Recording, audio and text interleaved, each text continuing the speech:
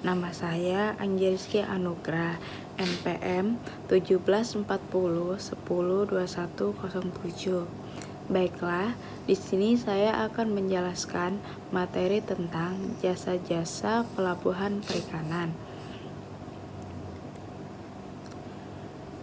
Jasa pelabuhan perikanan merupakan bentuk pelayanan yang diberikan pihak pengelola pelabuhan perikanan dalam rangka memperlancar dan meningkatkan efisiensi dan efektivitas kegiatan perikanan di pelabuhan perikanan. Jasa pelabuhan perikanan berkaitan erat dengan aktivitas di pelabuhan perikanan yang mencakup 1.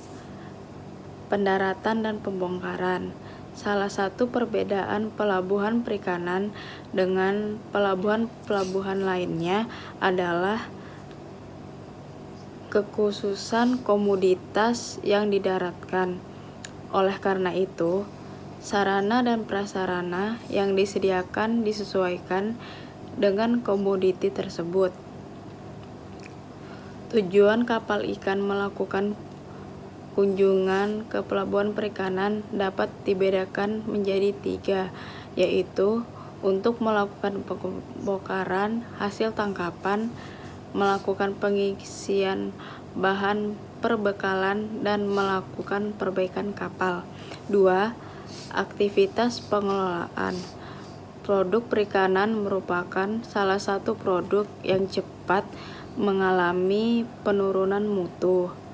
Penurunan mutu dapat diakibatkan karena penanganan yang salah selama di atas kapal, akibat trip yang lama, tidak diberi es, dan lain-lain, maupun penanganan ketika berada di pelabuhan perikanan. Pelabuhan perikanan memberikan jasa pelayanan untuk dapat mempertahankan mutu berupa fasilitas cool room, cold storage, dan lain-lain.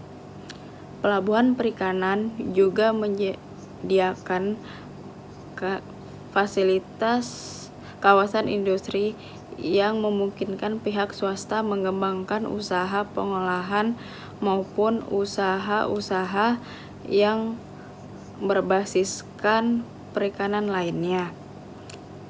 3. Aktivitas distribusi dan pemasaran. Pembuka akses bagi distribusi dan perdagangan komoditas perikanan dari suatu wilayah tertentu.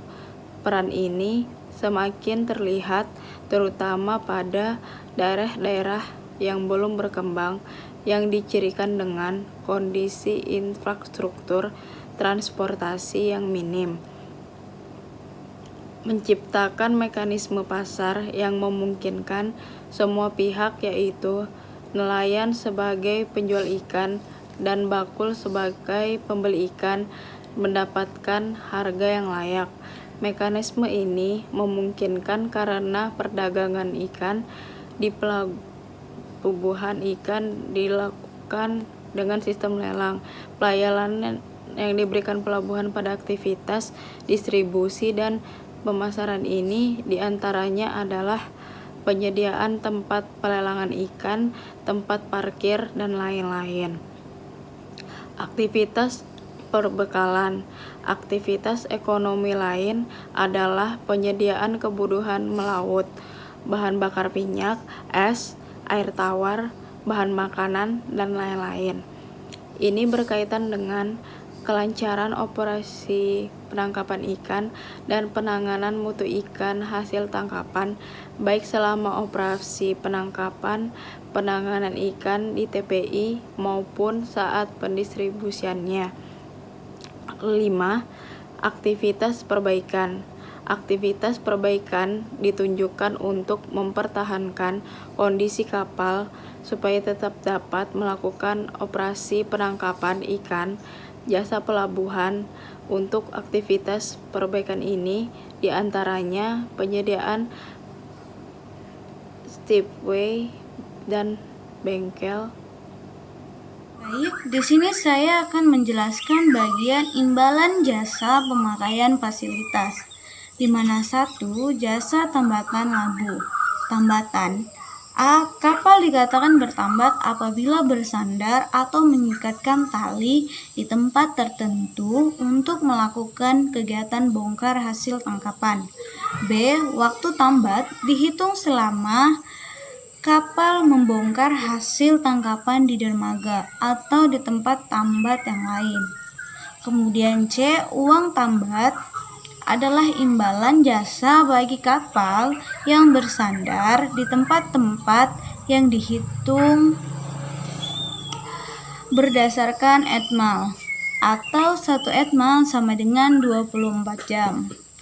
Kemudian D. Fasilitas tambat berupa jembatan atau jeti, dermaga bongkar, tepian atau bagian tepi baik sungai maupun pantai. E. Tubuh kapal lain. Kemudian labu. A. Kapal dikatakan berlabuh apabila setelah membongkar hasil tangkapan, kapal bersandar atau mengikat tali di tempat tertentu yang bukan tempat bongkar untuk beristirahat dan menunggu keberangkatan ke laut, atau menunggu naik dok dalam keadaan floating repair. B. Waktu labuh adalah waktu yang dihitung sesuai kapal selesai membongkar sampai keberangkatannya kembali ke laut dikurangi dengan waktu tambat. Kemudian C. Uang labuh adalah jasa sebagai pengganti akibat pemakaian kolam pelabuhan atau tempat berlabuh lainnya yang dihitung berdasarkan etmal. Kemudian D. Tempat berlabuh merupakan kolam pelabuhan atau tempat dibangun khusus untuk berlabuh. Kemudian 2. Pengadaan es. Harga es ditetapkan berdasarkan perhitungan biaya produksi dengan catatan bahwa harga tersebut tidak melebihi harga es lokal. Ketiga, pengadaan air.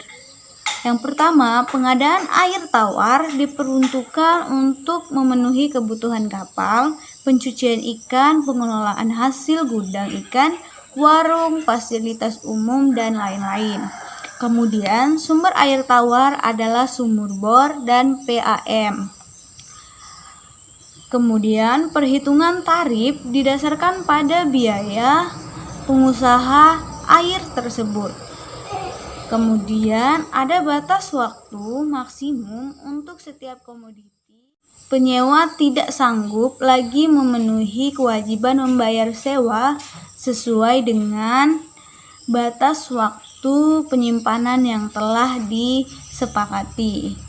Maka, kepala pelabuhan perikanan tidak bertanggung jawab atas keberadaan komoditi tersebut dan berhak melakukan pelelangan untuk menggantikan sewanya. Kemudian ada 4 jasa sewa full run, yaitu jangka waktu penyimpanan komoditi hasil perikanan di dalam kurung diperhitungkan sekurang-kurangnya 1 hari, dan untuk penyimpanan kurang dari 1 hari diperhitungkan 1 hari juga. Kemudian keterlambatan pengambilan ikan dari batas waktu penyimpanan yang disebabkan kelalaian dari pemakai jasa dikenakan biaya tambahan sebesar waktu keterlambatan. Assalamualaikum warahmatullahi wabarakatuh. Perkenalkan, nama saya Fatima, NPM 1740102081. Di sini saya akan menjelaskan tentang pengolahan pelabuhan perikanan. Keberhasilan pengolahan pelabuhan perikanan tergantung kepada pelaku-pelaku yang ada di pelabuhan. Misalnya berkaitan dan keharmonisan antara staf pengolahan pelabuhan, antara lain hubungan kepala pelabuhan dengan pegawainya, pedagang, nelayan, pengolah, dan buru-buru yang ada di pelabuhan. Pelaku-pelaku di pelabuhan harus menguasai dan bertanggung jawab terhadap tugas dan pekerjaannya masing-masing.